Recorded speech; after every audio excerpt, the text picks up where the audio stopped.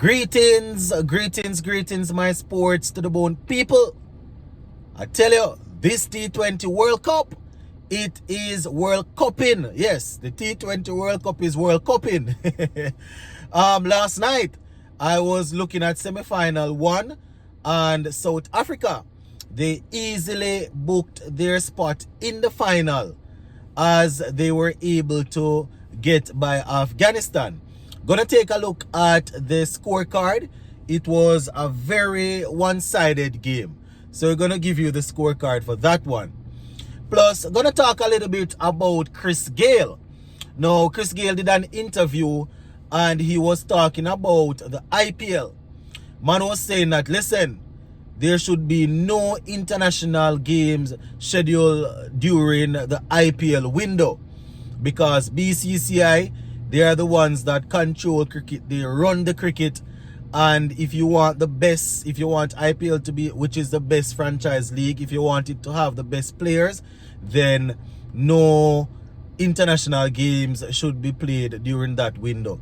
We're going to talk about it, because we're going to talk about it. Give a listening ear until the end, and you can tell me what you think about what Gayle is saying and the take that I will put forward. All right? So, semi-final 1, South Africa versus Afghanistan. Now, coming into this T20 World Cup, South Africa, they were highly touted because, they have a lot of players in their squad that you can consider them to be world class when it comes on to T20 cricket. Quite a few good players. You understand? They are all over the top leagues, the IPLs and all of these. You understand? Last night they easily defeated Afghanistan by 9 wickets with 67 balls to spare. 67 balls left. Yes. So Afghanistan, they batted first and they were rooted out for 56 in 11.5 overs. The lowest total ever in a T20 World Cup semi-final. So 56 all out in 11.5 overs. Marco Jensen, he was extremely difficult to deal with. He actually picked up 3 for 16. Yes, 3 for 16 from his 3 overs. He was supported by Shamsi. Shamsi got 3 for 6 from 1.5 overs. 3 for 6 from 1.5 overs. Henrik Nakia got 2 for 7 from 3 overs. Rabada got 2 for 14 from 3 overs. Maharaj bowled 1 over for 6 runs. So Afghanistan rooted for 56 runs. But before I even go through their scorecard, they can be proud. They should be proud of themselves. Because they made it all the way to the semi-final. Quite a few teams that people had going into the final 4 didn't make it, and Afghanistan made it all the way to the semi-final. Going into the T20 World Cup, I had said that Afghanistan, they were my dark horses to win, to win the tournament. But I was always conscious that if the openers don't give them a good start in every game, it would be difficult.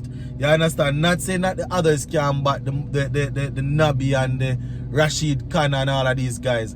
But, Zadran and Gerbers, those are 2, you can call them, not even on the quality, you can call them world-class T20 openers. You understand? And usually if they don't get off, it's going to be a case where they don't score a lot of runs.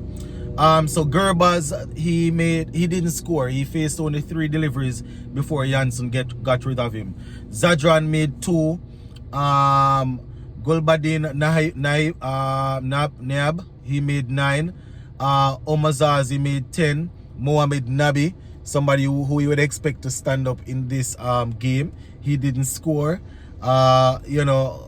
Majority of the guys, nobody, only only 1 person got into double figures, my viewers and subscribers. Is that rough? You understand? A couple of people got 8 and 9. Well, we had another person getting double figures actually. Janat, he got 13 from 8. Right? So only 2 people getting into double figures. So the South African bowlers doing a very business like job there, very professional job on Afghanistan. And in the chase, you know, we saw Quinton de Kock. He was removed for 5 quite early. Hendricks, he finally came to the party. He made 29 from 25 not out. Aiden Markram came in and he scored 23 from 21 not out. Captain's knock, making sure that, you know, there was no panic. And South Africa, they were able to get across the line easily. So, you know, semi-final 2, we'll see India and England doing battle. And whoever wins that, you know, gets by in that game, they will go up against South Africa. So that is how that one went. All right, let's get into the final story here, my people, where Chris Gayle, he was speaking, and I am taking this one from Sports Talk, right? That is the website, so all credit goes to them. So the headline says, India control cricket. Chris Gayle wants no interference during Indian Premier League window, right? So let me just read a couple of the things that we have at the top here, and then I will go into Chris Gayle's thing. So it says, West Indies legend Chris Gayle said that no one can challenge the board of control for cricket in India because they control the cricket. He also offered a solution to prevent the potential conflict between Indian Premier League and international cricket. He advised that there should be a separate window for the franchise tournament without any international interference in the schedule. He said that as we witnessed the recently concluded IPL, where England players had to leave early to go and take part in their series against Pakistan. So Gayle is saying, no international interference. I am calling bull on that one straight away. And I know that I don't know anything, and I am going against Chris Gayle, who has been there and done that and has seen it all. I know all of that, but I am calling bull on it. Bull crap. Foolishness. Here I am going to say that now. Not only I don't believe in ICC giving over total dominance to these guys. We know that behind the scene they are the ones running things. But here why I call bull on that. If you are going to send no international games during the IPL, what is going to happen to the players that are not selected to play in the IPL? What is going to happen to those players? Right? There are countless number of players that won't be selected in the IPL. You have a set amount of teams in the IPL. They will be selecting players, and whoever they don't select, what's going to happen to them? When you leave everything for the BCCI when you leave them to fully operate for that month or month and whatever, what's going to happen to the other cricketers? Right? I know people think that when the IPL is going, nobody else people don't tune into anything else. But what's going to happen to the other cricketers? What's going to happen? Remember, you know, the IPL is what everybody wants to see according to them, and it's the big money draw. But you have other people out there that, you know, they need to earn. And one might say that it's only a month and a little bit. You understand? So we can allow it. You have to remember that ICC, they have to work in other international, you have to work in other major tournaments, right? So people have to qualify for other tournaments. Now we see the Associate Nations doing well. The Associate Nations, they have a couple of players that they are standout players. So if these guys are snatched up and the Associate Nations have to play, what's going to happen? You understand? Associate Nations will be looking to grow the game. They will be looking to pull funds. So if you're going to look at certain teams and pull the Iman Wazims of the world, if you're looking to pull these guys from the smaller teams, what's going to happen when the Associate Nations especially want to play games during the IPL window? Right? I don't believe in that. You're going to have players that play test cricket that are capable of playing IPL, right? That going to want a look in also. I don't believe in it. I don't believe in it. I think we should still. I'm not saying that it's obvious that IPL will win. when it comes on to international players wanting to choose between. But we should not leave it for the only the players that are playing in the IPL. Me not believe in that. Anyways, let me go down into the rest of what Gayle is saying. Because I understand what he's saying, you know, that it's going to be a way to not have people walking away from the IPL because it's the best league and all of that. But boy, I don't know. So this is Gayle, and I quote, "When the IPL is going on, you see players who have to leave the tournament to play for their countries, right? If you have an IPL window, then it should just be IPL in the window. You shouldn't have international cricket during that frame because there's only one team that's going to benefit, and it's India. That's unfair.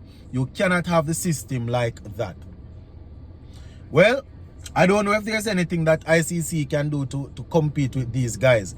It might be unfair, yes, but how I am looking at it, probably I'm not seeing it in Gayle's how Gayle is seeing it. But I want other people. I am not just looking at the IPL players, the players that want to play in IPL. I am looking at guys that want to play Test cricket, ODIs, and all of these things. You understand? Not everybody going to be selected to go and play to the IPL for the IPL. And as much as how big teams will say that, you know, they're not going to schedule anything because or they're going to give some of their players free pass and use other players while the IPL is going on. Not all teams will be able to do that. A lot of teams, they will need their main players. You understand? Gayle is saying again, and I quote, "If it's a World Cup window, then it's just that. Nothing else, right? Say nothing else. Same for the IPL. If you want the best players in the world to be playing in the IPL, the biggest franchise in history, then you have to allow them to play that particular window without interference like international cricket. You cannot pull players out of such a big franchise tournament because it's unfair and too one-sided." End quote. I understand the issue of it being one-sided. You know, I understand when you pull players, especially players being from one country, when you pull them, you're going to significantly weaken that team. I understand that. But this is basically signing over everything to BCCI then. If you're going to say that you can't compete, or it should be like international cricket, what happens when other leagues rise up? Are we saying that CPL, Pakistan Super League, and all of these leagues will not get to the level of an IPL? I can understand if they are saying that, if Gayle is saying that, you know, but when you're signed over rights like that, what if all of these leagues suddenly start to become popular? What if something happens in India and the IPL start to dwindle down? What are you going to say to the other franchises when they want to say they want their window also? You're basically writing off international cricket. I mean, we are at a stage where we see players choosing the IPL over that because it's a way of living. So obviously people going to want to earn. I have always said it. It's there for our entertainment, but the guys are making a living. They are working, so they are going to want to go and play where they are making the money. We understand that. But if you are saying that nothing else should be going on during that, boy, I not depend that. Me not believe in that. Right? So they are saying when Gayle was asked if players can form group to put their demands in front, right? Gayle said, no one can speak to India. India runs cricket, you know, it's a fact. Who is going to talk to India? Who is going to challenge India? No one. They control cricket. And I understand that. As much as how the ICC wants to behave as if they are the ones running it, we see how certain things happen. We see how they schedule certain things to benefit India. We see how certain things schedule to make sure that it's making money based on their population, based on their side of the world. You understand? We see the current T20 World Cup and how they schedule things based on time and all of that. We know that. But finally saying that nothing at all shouldn't be going on while IPL is playing, boy, I can't see through that. As I said, not all teams will be able to play when the IPL window is closed. What's going to happen to these? I'm not even only talking about West Indies and other teams that want to play want to play games. Remember, you have all format players, you know. So a man want to play tests and ODIs. If the IPL is going on and he's a mainstay in your test team, and he wants to leave. How that going to work? That is problematic. Marco Jensen, for example, South Africa, all format player, right? England, we see Harry Brook, they're developing Harry Brook in an all format player. I can't even call on any of our players because we see most of them what they're doing already. Shamar Joseph is coming through. We want him to be an all format player. Alzari Joseph is an all format player for us. Teams might still be looking at him for the IPL. So you're telling me that if the IPL is going on and we want to put on a little series, if he's even against the associate nations that we find available, you know, what's going to happen? If you want to grow cricket, this is a backward move. And this is just Gayle's opinion, you know. Yeah, so it's not like it's something that they say they're going to do. Right? And as I said, I respect Gayle. I respect this man because he has been there, he has done that. He obviously knows the game better than I do. He knows the inner workings because he has played and he's there with the IPL and all of that. But I have always said that experience is good, but common sense beats it. That is my opinion. Yeah, common sense, and I don't have to be there to know that. If you want to grow the cricket, shutting down international cricket while IPL is playing now help you one bit. But as per usual, I am open for to hearing what you guys have to say. Big up.